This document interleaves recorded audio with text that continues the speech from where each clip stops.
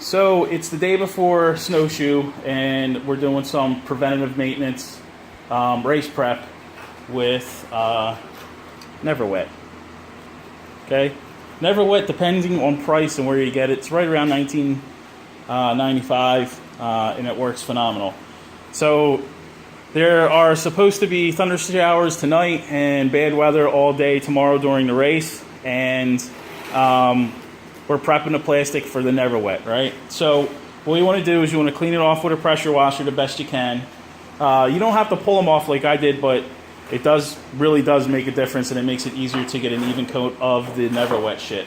So what you're going to need is some microfiber towels. And you're saying, well, it's an ATV plastic. What do I need microfiber towels for? Well, microfiber towels are non-static. So as you're wiping this plastic down, you'll actually get a static coat on there. A lot of detail guys will tell you the same thing with applying wax and all other kind of stuff. Again, not a big deal, but it can not give you an even distribution of the product that you're trying to apply. You want to wipe it down with isopropyl alcohol. Again, this isn't necessary unless you got some really nasty mud on there. And if you can't get it off with the isopropyl alcohol, oh, by the way, if you leave it uncorked, it'll evaporate. If you can't get it off with that stuff, then you want to go to the mineral spirits. This stuff is really good for cleaning plastic, but I don't know what sort of effects it'll have on the plastic, so use it at your own risk. I do know it cleans it up real nice. So what we're doing right now is my brother-in-law is helping me clean up the plastics, and I am prepping the black plastic. Now, word of warning: when you do Never Wet, and you have anything other than a white quad or white whatever you're putting it on, it's going to show up with like a milky residue, and it'll come off, and I'll show you probably after my post-race review how it works and stuff. But I'm simply applying in this area right here, and on the other side of the quad, and I'm gonna do underneath if I have enough product left. So I'm gonna put the video on pause, and then I'll show you how to apply the stuff. So my lovely assistant has left to run an important errand to Chick-fil-A. This stuff is like almost retard proof, but the prep is important. Now I have sprayed this shit on to the quad, and the quad had dirt and dust and stuff on there, and it still worked. It wasn't ideal, but it still worked. Okay, so what you want to do is you just want to nice even coat. You don't got to go crazy with the shit, because it spreads itself around pretty good. All right. So the directions say, the other thing, this stuff does it stink? So make sure you're in, a garage that has good ventilation. So so you want to use this stuff as the base. I don't usually put on more than 2 coats of the base. I've never had a need to, because the shit's worked so well. I've never had to mess with it. But you want to lay it on in thin coats. Thinner is better. It's just like women. Here you go.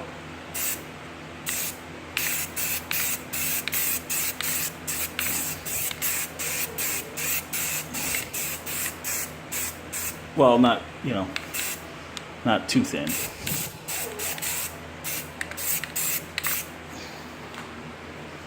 All right. And I don't know if you can see it, but it goes on pretty good.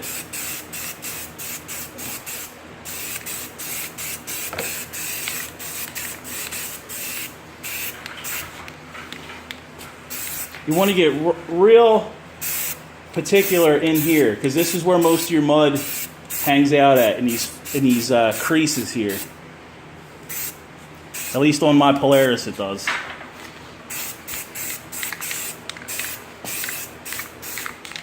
Alright, let that stuff dry.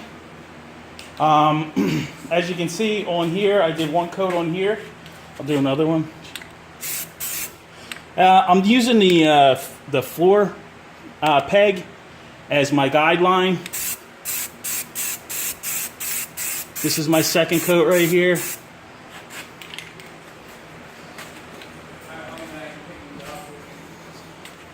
And then you'll see that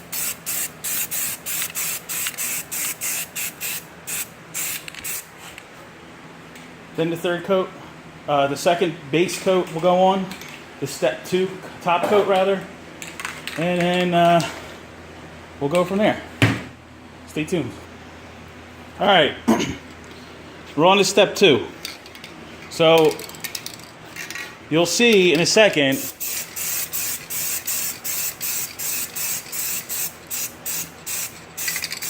that step 2 gives you a frosted color on black, or any color for that matter. See it? Okay? So don't say I didn't warn you. Now the thing is that that'll come off. If you use mineral spirits, or probably even SC1 or WD-40, it'll come off. But I'm going to show you in a second why this stuff is so good at the end. So I'm just going to keep on here, and keep spraying down my stuff. And if you notice, I'm not masking anything off, anything like that. This stuff is not, I mean, yeah, it's an ATV, but if you wanted to use it, it's pretty controllable. It doesn't have any issues with overspray or anything like that. It's kind of cool, to me at least, when it frosts up. You can see the chemical actually, I guess it's a binary chemical or whatever it is, but you can see that it actually start to work. And I'm telling you, this stuff works great.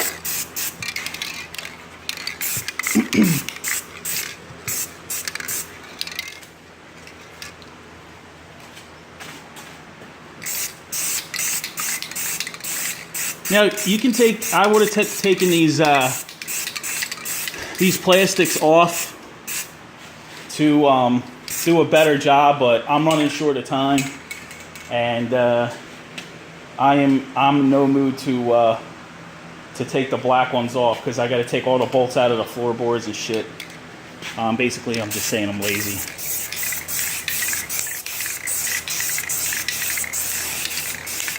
Again, you want to get in here where all the mud collects.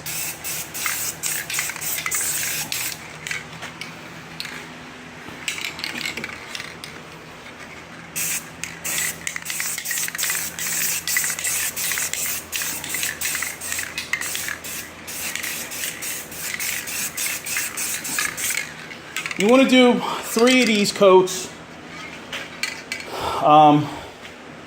to get the best effect. But I've done it in a pinch with 1 or 2 coats, and it's worked. So I'm going to put the video on pause so you don't have to see me do this over and over again. I think you guys get the idea. And then I'll show you how the shit works. Now, it's going to be kind of tough to show you this, I think. But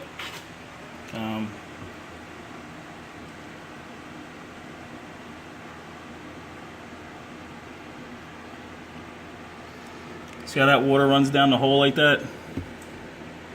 It's not even wet. See it?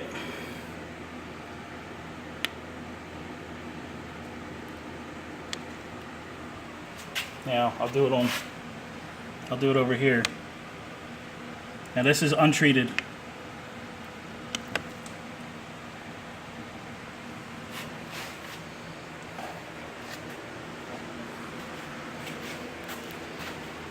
Try to show you on the white.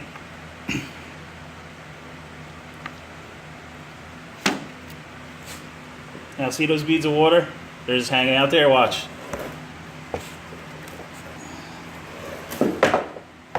See how they run off?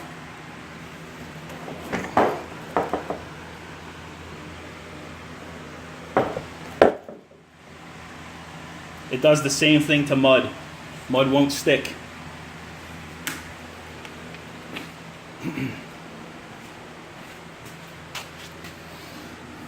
Now this is a full bottle of water. Well, you know, a lot of water rather.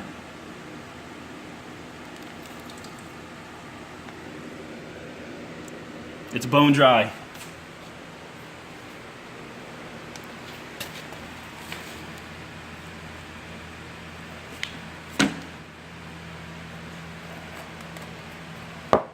It's amazing, isn't it?